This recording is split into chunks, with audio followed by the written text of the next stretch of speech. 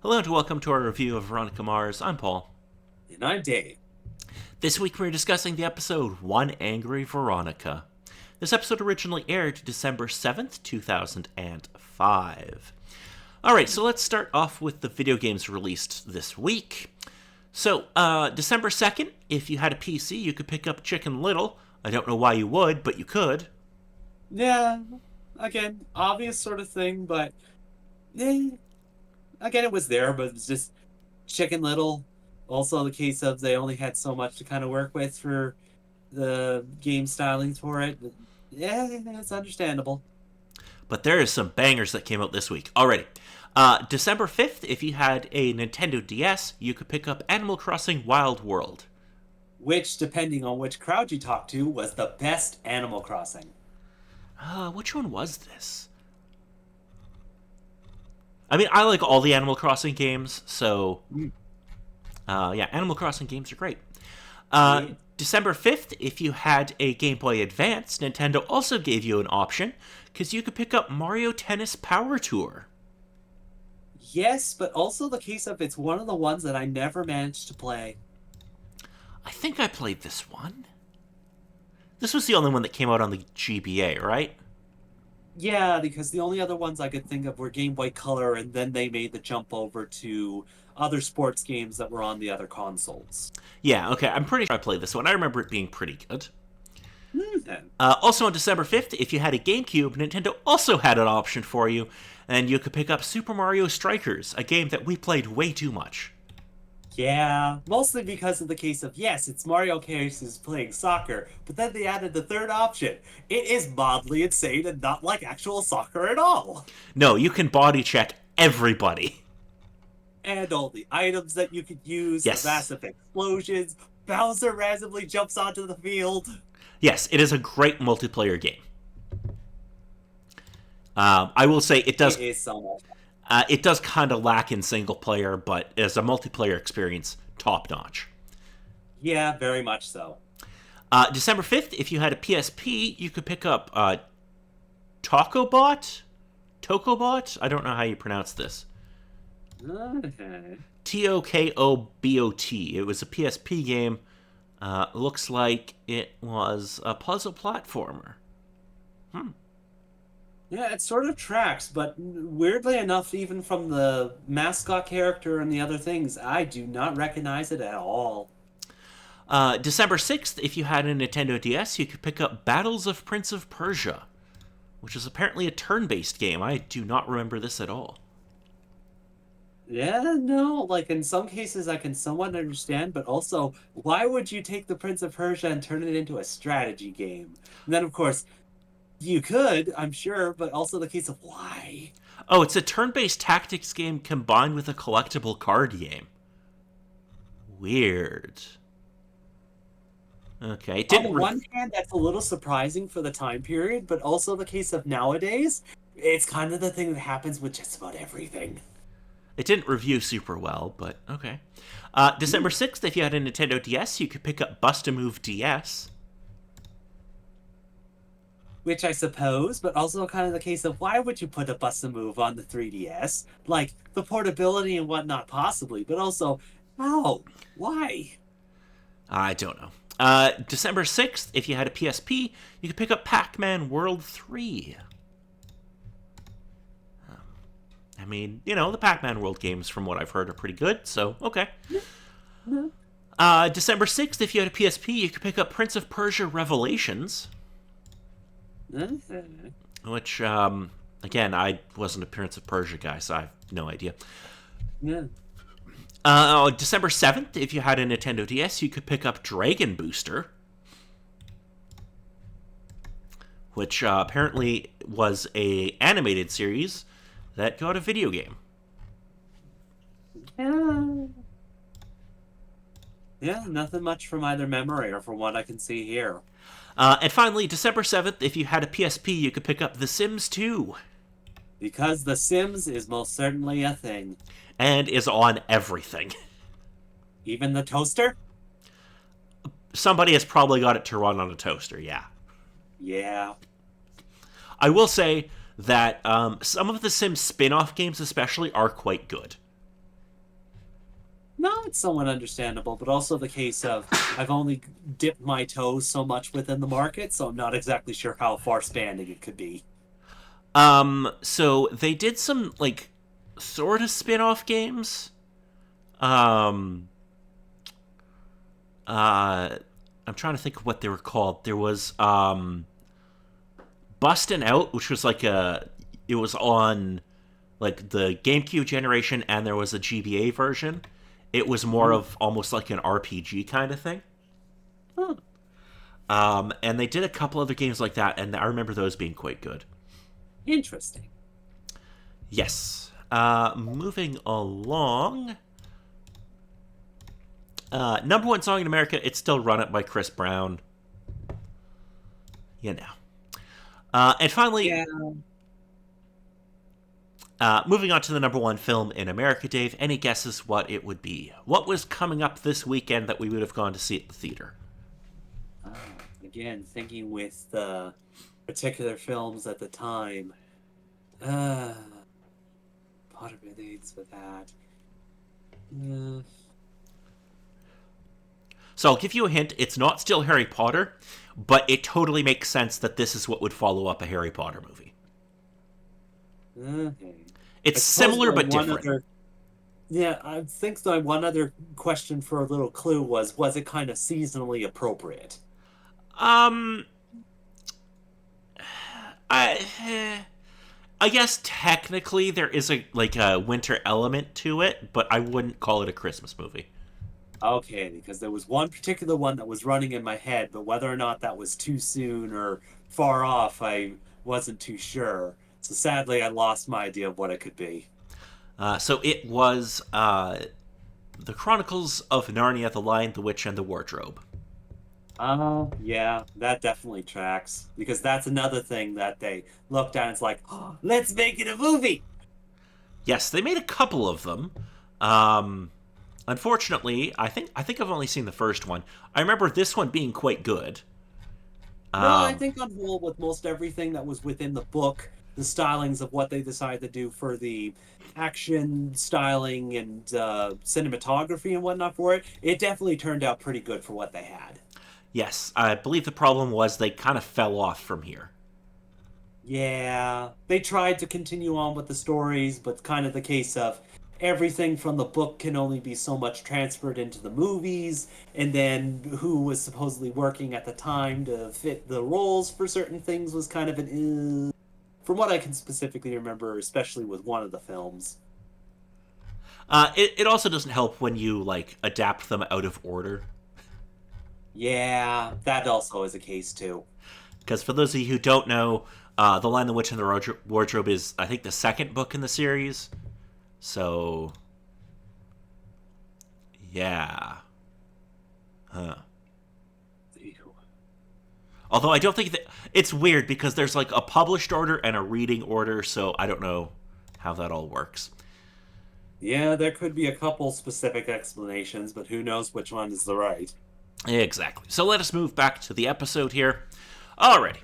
So it is almost Christmas break at Neptune High. Veronica tells Duncan she visited Meg and Meg is pregnant. Duncan admits that he already knew because of the letter he stole from Meg's room. Dick comes up and invites Veronica and Duncan to a party while offhandedly informing them that Meg has woken up. Veronica shows Duncan she kept her hospital visitor pass, allowing them to sneak into the hospital. Woody Goodman tells Keith that someone has stolen copies of the Lily Kane Aaron Eccles sex tapes. Keith agrees to help him with the case. Veronica and Duncan visit Meg. Meg tells them that her parents want her to give the child up for adoption using a religious adoption agency, and she is worried the child will be abused. And, you know, the whole going into a religious adoption agency can be a little suspect. Yeah. Yeah. No, we already did that. Meg tells them that her parents are planning on using Duncan's medical history so that he has no say in the matter. After Duncan leaves, Meg apologizes to Veronica and asks her to prevent the adoption if anything happens to her. That night, Veronica learns that she has jury duty. Veronica reports for jury duty and is voted jury foreman. Which, on the one hand, the gentleman, I believe, is a particular character that knows of her and uh, mentions within it, but also kind of the case of has the decent enough excuse of, haha, hey, new kid, give her all the responsibility. Yeah. Um, Keith talks to Sheriff Lamb, who says that the sheriff's department is secure. After the trial, Veronica convinces the jurors to review the facts of the case. The case is about two 09er teens that were charged with the assault of a woman named Anissa. The prosecution and defendant have very different accounts of the incident, as they usually do. Mm. Veronica takes the vote, and the results are 11 innocent, 1 guilty. Because of course it is with these stories. Yes, so this basically is their take on 12 Angry Men, except there's not as much anger. Keith interrogates Deputy Sachs, who repeats what Sheriff Lamb said about the department's security. The jury holdout identifies herself and makes the other jurors question their votes. Keith talks to Leo, who contradicts Sheriff Lamb and says security isn't very good. Leo then says that somebody probably stole the tapes. Keith talks to Lloyd, a reporter acquaintance. Lloyd agrees to contact the tabloids. One of the PCH bikers, Thumper, confronts Veronica at work and threatens that the defendants better be found guilty.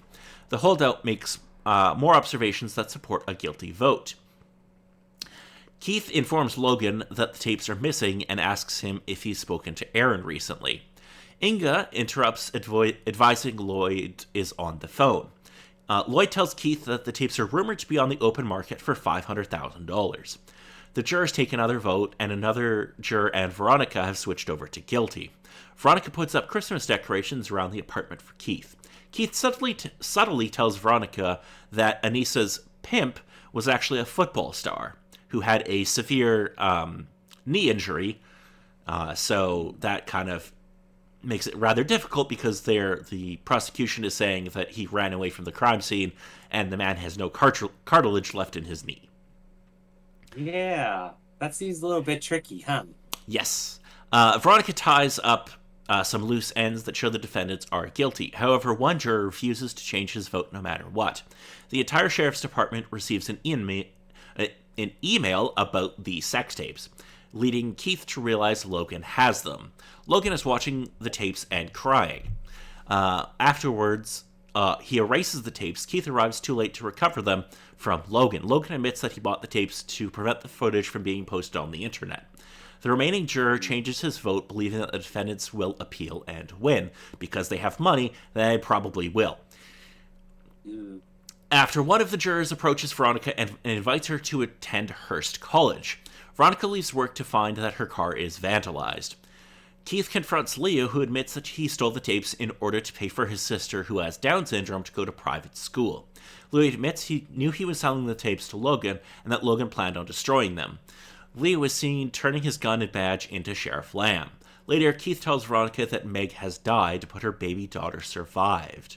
On New Year's Eve, Veronica hears a knock at the door, and Wallace appears. They end up spending New Year's Eve together. So, what do we think of this episode? So, on the last week when you sort of mentioned the particulars of this episode, sort of the case of Veronica being angry, very much warranted, but also the case of what could supposedly cause it. But then when I saw the basis of the episode, it's like, actually, no, this supposedly works for the episode, especially throwing Veronica into it with all discussion of it. And despite the fact that it had a tendency of bouncing between the sex tape story and the jury story, there was still sort of enough to keep it somewhat together. So, but I wouldn't be surprised if there would be either be people watching the episode being like, I can't keep track of things with how much bouncing around the story goes. But again, it's always interesting with these particular stylings of the mystery cases it solves or goes into trying to figure out certain things, and especially within jury sort of cases, seeing particular things like that. And also just the case of all the particular additional characters that came in within the story. The one guilty lady that's just working on a scarf after they're all figuring out the sports gentleman, the final turnaround at the end, and the college applicant that speaks with Veronica afterward were all nice little additions to the story. But just in the case of everything being placed within the story and the nice little hinting of nice things that kind of happen within, especially the end that showed up with particular things like that. It's just nice to kind of have one of the episodes like this after the last little while of like, oh my gosh, the shock and the oh god, all the trouble previous episodes have kind of caused. Yes. So, a couple of important things happen in this. Obviously, the sex tapes have now been destroyed, so that is going to impact the prosecution of Aaron Eccles. Oh, yeah. Yeah. The letter Duncan found was to Meg's aunt, and Meg was going there to have the baby until, the whole bus crash thing. Yeah. Meg wakes up and apologizes to Veronica and tells her to tells her that if anything happens to her, she doesn't want her parents to get the baby.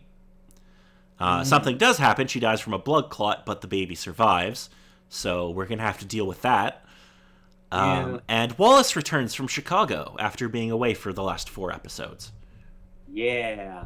And no worse for supposed wear, but also kind of the case of with heading off with particular things, the information that we sort of learned about his father and other sort of things going on.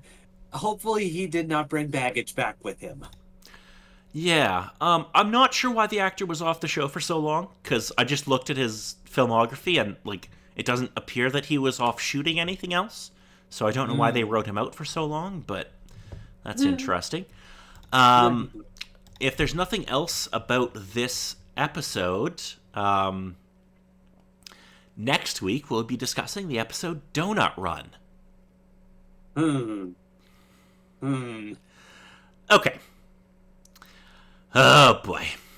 Okay. In this episode, after Meg passed away in the previous one, Duncan is going to take his baby daughter and run away with her. Oh. And Logan and Weevil are going to work together on solving Felix's murder.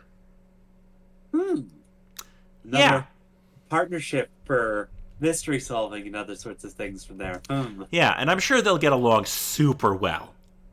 Well, with their last interaction being anything to go by. Yeah, so it should be interesting to see where things go from here. So, if there's nothing else, I've been Paul. And I've been Dave.